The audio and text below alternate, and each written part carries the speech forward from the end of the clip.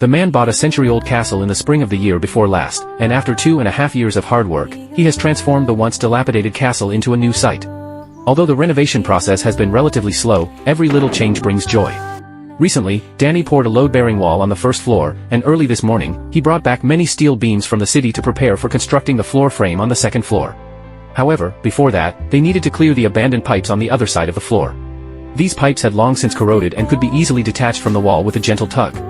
Fortunately, the addition of Big Beard Nick and his friend Mike made this task much easier, and the three of them worked together to clear the debris thoroughly. After the cutting and demolition were completed, they began to secure the I-beams in the slots and onto the load-bearing wall.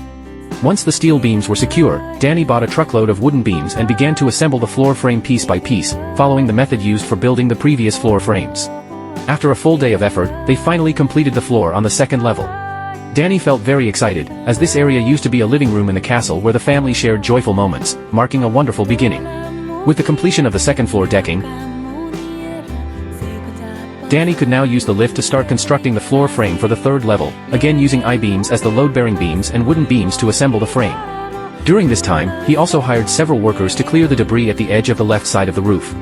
The two groups worked together, and the debris on the left side was quickly cleared away, while the floor frame gradually took shape at a visible speed, reducing the scope of the castle's renovation. Soon after, they entered the renovation of the final level. This time, Danny was generous and hired multiple workers to speed up the process. As the last wooden board was laid down, Danny could finally stand in front of the arched door on the top floor. All the floors of the castle were now connected, except for the final roof. After a brief rest, they began the final push for the roof. They cleared the tree roots at the edge of the roof, removed the damaged bricks, and then brought in red bricks to repair the dilapidated castle walls.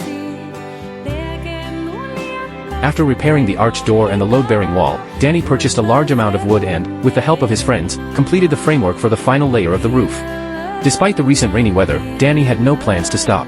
As the framework gradually improved, the entire structure of the castle was finally completed, marking a new turning point in the renovation.